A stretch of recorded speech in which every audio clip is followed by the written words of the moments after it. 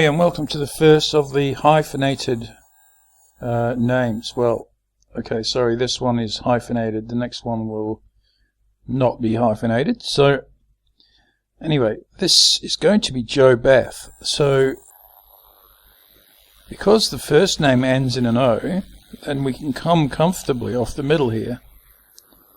Now the problem with hyphens is that you can't really define the first edge and the second edge of the hyphen because we're working with one piece of wire, so we have to do our best here. So we come off the middle there, and then I go down a bit because that defines the end of the hyphen, and then I can start the B from the baseline. Now the B will be different to starting with an initial loop here. You can use an initial loop if you want, but you don't have to. So the B is just going to be normal here.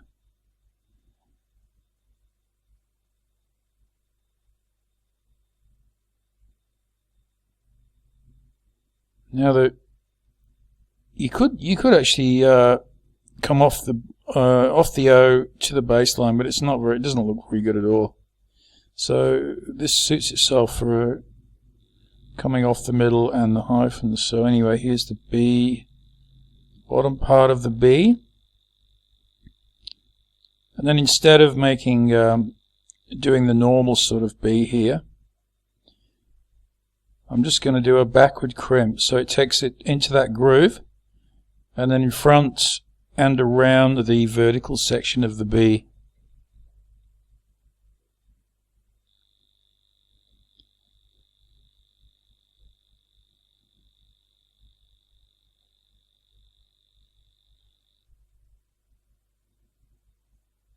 Okay, so I'm just closing the gap at the bottom there, so the wire is wrapped around the vertical part. And now I'm just straightening off to come off the baseline here. And then I'm just basically going to fast forward to the end of the name and show you the whole thing and how it looks.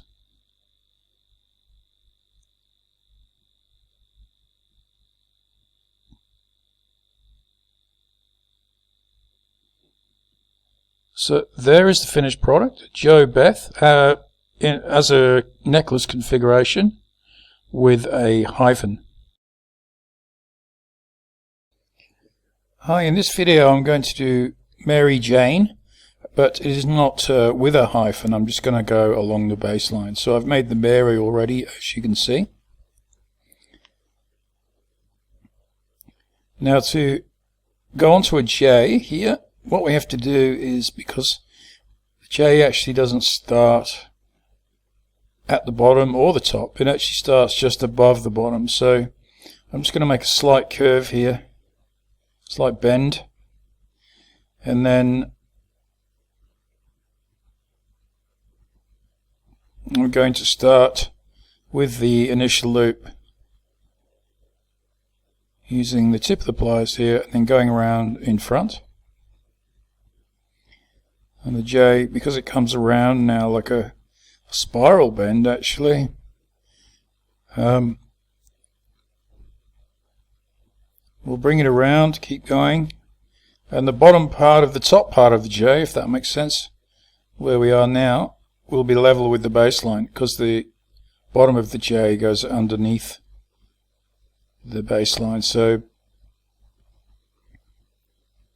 just got to watch the proportions here, so make sure the top where we're going to make a forward crimp here has to be level with the top of the M, and the vertical section of the J will come down in front of the initial loop.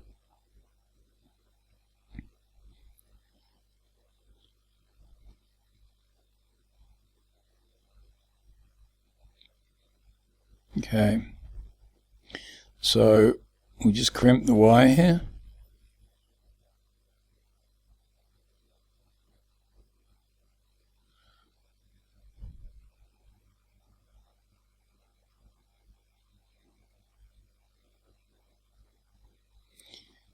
Alrighty, so now we do the bottom of the J, so we use round about the midsection of the pliers for this one.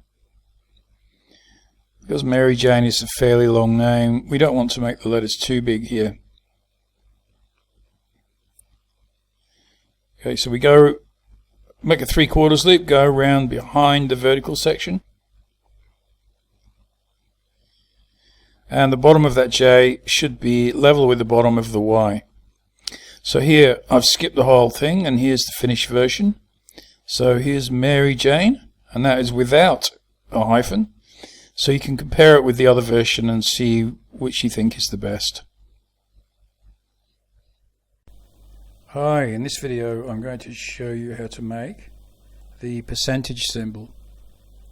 So from the baseline we go up to the right at an angle facing about 2 o'clock on the clock face, or 1 o'clock even. And then we make a counterclockwise medium size loop about 2/3 the way up where we're about to go. Now here I do a backward crimp. This is the top of the percentage symbol. Okay, now I'm going to make another medium circle just below this previous circle. So both the circles have to be the same size. So we go counterclockwise again. And we go behind the whole structure here, change the grip of the pliers. Sorry, gone off camera a bit there. But yeah, you can see how I've done that circle. It's almost directly below the previous circle with regards to the baseline. And now we're at the baseline, so here we just bend it to the right, parallel with the other baseline, the one before it. And there is the percentage sign.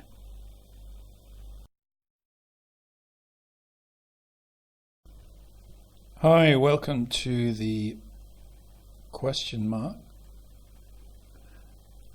And we start the question mark with a small circle. So it's like the letter O, only smaller. The same as in the exclamation mark. So we continue the small circle, bringing the wire in front. And here at the top of the circle, we grip the wire inside the circle, and then we just bring the wire vertically upwards. So it looks like it's coming from the center of the top of the small circle there. Now a few millimeters up the wire, we bend the wire to the right at an angle facing about 1 o'clock, or between 1 and 2. And the wide part of the pliers, we now make a semi-circle, semi-loop. Bring it all the way around. Now at some point along that the other side of the semi-loop, we make a backward crimp.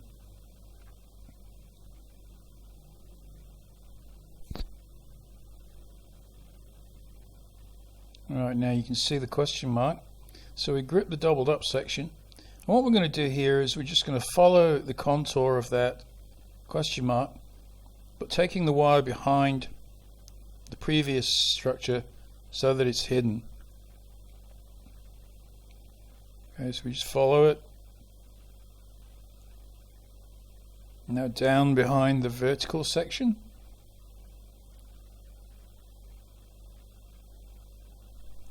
And then where it comes to the small circle, we just want to follow the small circle contour as well. So we bend the wire to the right there, following that circle, and we grip the wire, all the wire there within the circle, bring the wire around to the baseline, and then we bend the wire to the right to finish off the question mark. And now we just need to make small corrections here if you need to.